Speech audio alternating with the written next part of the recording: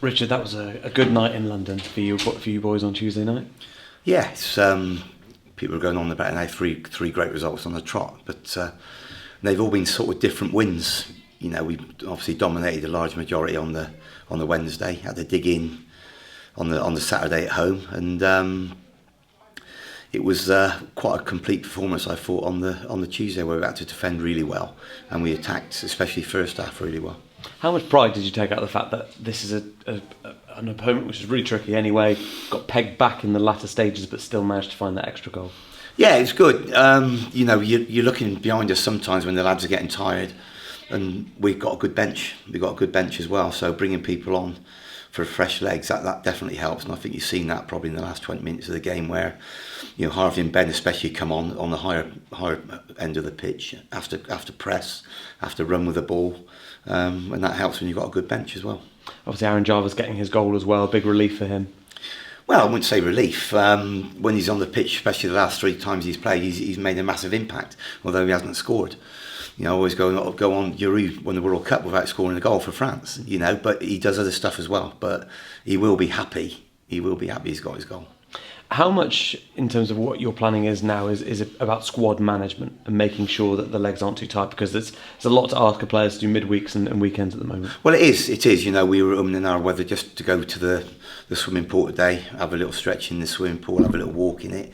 But I feel let's get back out on the grass. The atmosphere is good. Won't be doing a lot, but we need to work out shape defensively, attackingly, and set plays. And you can't really do all that with a bit of other stuff on the Friday. So we've got to spread it over 2 days. Do you feel more settled in the role now? You've got a few games under your belt. No, I'm never going to be settled, I don't think. But you know, I've got a good group of players here. I've got great staff here to help. So, and we're all one group. It's just not me, but it's nice to come in, lock heads, and debate how to press, how to attack, and that's what we've done today. So yeah, we've got a good little group here. I know you always make the point of saying there's no easy games in the National League, and Boreham Wood certainly will not be an easy game. How impressed have you been by their start to the season? Well, they're good. You know, Luke's come back and got them going the last couple of seasons. He is Mr. Boreham Wood because he's been there a long time. It must have been hard for him to leave for that season, come back in. So we've looked how they're playing, and we're still trying to work a way how to hurt them and how to defend against them. In terms of their form card, they've looked really good in recent weeks, obviously picking up the draw in the week against Southend. They probably could have had 3 points from that as well. Where do you think their main threats will come from? Well, they keep the ball really well. You know, they try and suck you in a little bit to play through you. They've got a fair bit of pace in areas as well. And what's it, 12 games now or 11 games, whatever everybody's played now.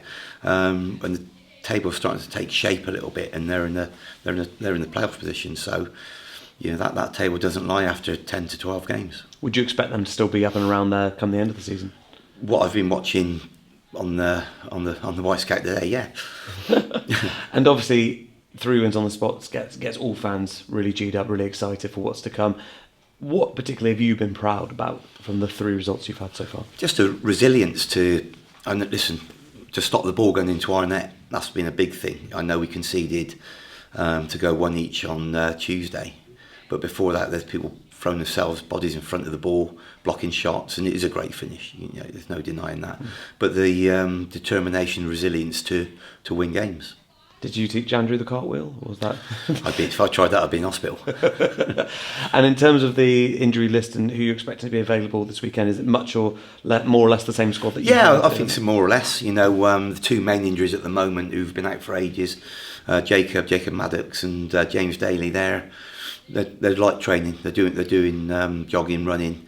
Haven't had a lot of the ball. Have none of the ball yet, but they're getting there. So they're the 2 big ones. So yeah, same sort of squad coming on for Saturday. How far away do you feel that those 2 are from potentially being involved with the first team? It's hard. I mean, Jacob's been out for obviously longer than James. They both look naturally fit, but being naturally fit and football fit's a totally different thing. So obviously we'll take the medical department's advice on that and ease them in.